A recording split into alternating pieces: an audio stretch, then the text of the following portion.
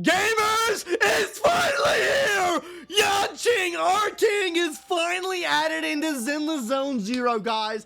We finally got him, guys. This is what the grown-up version of Yanqing from Honkai Star Rail looks like, guys. He is an ice assault or attack type character, guys. Yanqing is finally here.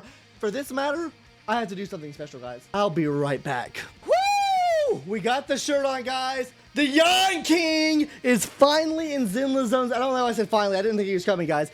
Yanqing in Zenless Zone 0, boys.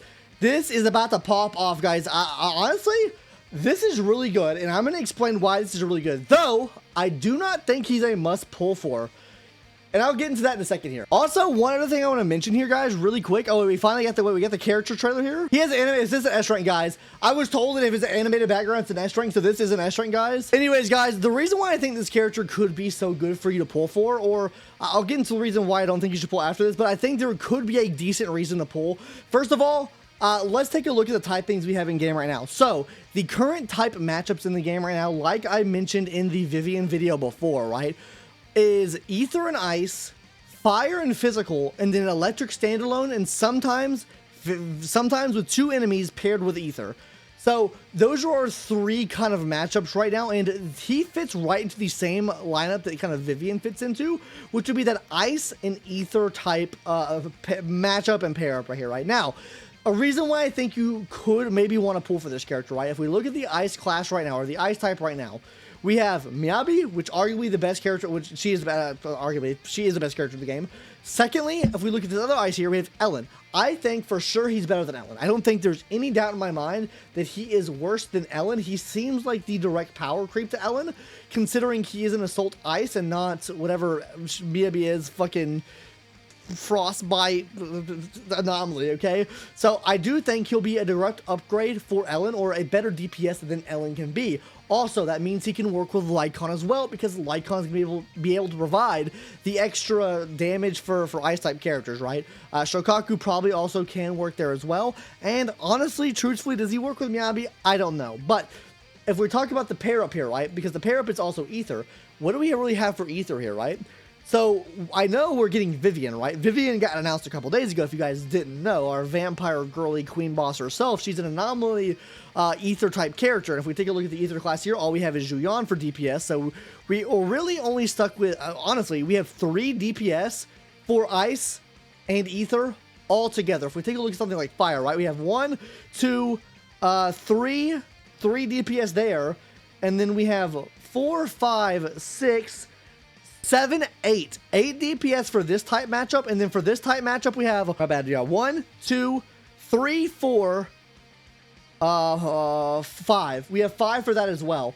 So literally you're kerfuckled to 3 options to use for the Ether Frost matchup. That's so Baizu to me. Yeah, it might be Baizu or Dr. Ratio. I don't know. Maybe you guys let me know in the comment section down below who voice acts Hugo. But regardless of that, guys. So now you're kind of stuck with the option of, okay, so am I going to use Ellen? Am I going to use Juyan? Am I going to use Vivian, which I do think is a very, very good option? And, or are we going to use Miyabi here? So, I think the option here would to be, this is why I think that he's not a must pull. Because I genuinely think that he is not going to be better than Miyabi. I think Miyabi just stands on the top of everyone else. She is so fucking cracked out of her mind. I don't see him being better than Miyabi. I'm just going to go ahead and put that out there right now.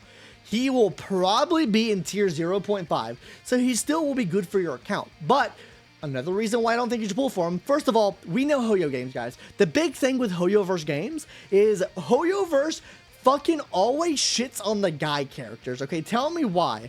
Every single guy in Hoyoverse games, for the most part, just gets fucked. Like, they just get absolutely steamrolled by their white girl counterpart. And we know he's part of the Mockingbirds. You know who else is part of something in this game are the Mockingbirds? The cute white girl that Hoyoverse is putting out, Miss Vivian, that everyone is hyped for. This tells me that I think, bar none, Vivian will be better than what he is, right? And I do kind of want to talk about what I think he's going to do here, because I do think he'll play with Vivian or have some type of role with Vivian, because, like I said, she's Ether, he's Frost, meaning they play inside of that same damage niche of Frost and Ether. But I do think, if you were to pull for a character this patch, I do think it's Vivian Vivian, hold off for a rerun for Miyabi, and I think that works out a lot better because you already get the type matchup or the Anomaly matchup with Miyabi here. And then you're getting the Ether as well, so Ether helps out. I think this literally tells me right here, guys, and this is what I want to talk about, what he kind of does now. This tells me that Vivian is going to be a sub DPS. And the reason that tells me that she is going to be a sub DPS, not only from this set we have introduced in the game that some dumb fuck wanted to tell me last night that, oh, that's not what the fuck it means, bro. Phantom Melody, that's not whatever. How the fuck does that tell you it's a sub DPS? Literally, this set, guys, is first of all, we know this is for her. It's increasing Ether damage, it's giving Anomaly Mastery, it is for Vivian. But what this set does is interesting because when any squad member uses an EX special attack, the Equipper's Anomaly proficiency is increased by 45 for 8 seconds. Now, notice this. When any squad member uses an EX special attack, any squad member, meaning she does not have to be on the field. That means her or anyone else on the team, the other 2 people on the team, use an EX special, she gets a buff. Not only this though, guys, if the character using the EX special clap is not the Equipper, which is further signifying for her to not be on the fucking field, you are getting an increased Ether damage. You're getting increased Ether damage. So this set right here could play for multiple things. This also works for someone like Astrial as well. If you wanted to run sub DPS, Astrial, this could work there too, or like an anomaly, kind of an anomaly-based Astrial, right? This could work for her too. Now, you're missing on the attack, obviously. I don't think it's the best idea, but if you wanted to run that, you could. That tells you, though, that Vivian is going to be a sub DPS. I'm not saying that you can't run her as a main DPS. You can run Bernice as a main DPS. But Bernice is, by God, fucking one of the best units in the game that we've gotten. Why is she one of the best units in the game that we've gotten? Because she is a super strong sub DPS. She's not getting power crept left and right. Now, do I think that Vivian will power creep Bernice? I don't think she will. And the reason I don't think she will is because of how Zenless Zone Zero is set up. Zenless Zone Zero is set up into a way, right now anyways, this could obviously change in the future, and we don't know what the future holds in terms of enemies, right? Where right now in the game, as I mentioned, they have the Ether Ice, they have Fire Physical, and then they have Lightning on its own, right? Or Electric on its own. Right now, she's in her own lane with Fire and Physical. For the most part, you're probably not running Bernice against an enemy that is weak against Frost or Ice, or Frost or Ether.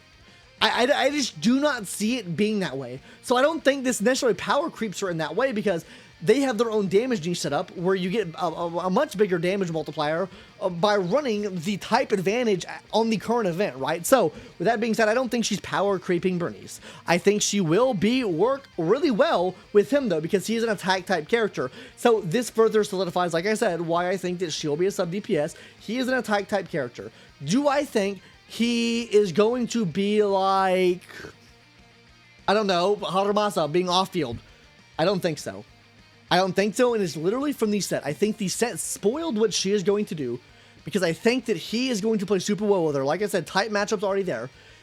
He has coins. He's like Yang Qing. It would not surprise me. It would not surprise me if Hugo worked in a way that kind of like, I don't even know if I can compare it to really any other character in the game right now, genuinely. Maybe he does something with like Disorder, has something with Disorder in his kit because you do have the sub DPS Anomaly on the team with him. But I'm assuming he's going to play well with her, right? So I'm assuming that his kit would probably have something to do in the Anomaly field, or maybe it has something to do with Aftershock as well. Like maybe Vivian could do something in terms of like Aftershock damage, or have some type of Aftershock effect, because it is a new thing that they're getting added to the game with the likes of Silver Soldier Ambi, Pulchra, and also whatever, Trigger as well. So maybe he will like enable like Aftershock attacks, and she'll do some type of Aftershock anomaly on the enemy. That's the path they could go down with him. I don't know what exactly they're going down. The thing that I know that is probably going to be true, though, is I think you should skip him. I don't think he's a pull. I think if you like him, then go for it, right? This is if you are a Yang Qing lover, this is Yang Qing. 100%, this is the grown-up Yang Qing. This is the grown-up Yang Qing. And we know how good he is, guys. This guy is one of the best this guy is one of the best people on the Honkai Star Rail tier list if you don't play Honkai Star Rail. I mean, look at his position right here, guys. My blood is up at tier 0. Tier 0, meaning he is tier fucking ass cheeks, okay? He is at the bottom of the fucking tier. Guys, I don't think he's gonna be bottom of the tier list But I don't think he's a must pull either. I don't think you should pull him. I think he's a must skip. I think we already know what character we're gonna pull this banner, guys. We're pulling Vivian, guys. Fuck the men. Hey, L men. You know what? You know what men in this game don't have? You know what this men in the game don't have? They don't have jiggle physics on their ass. Okay. Hey.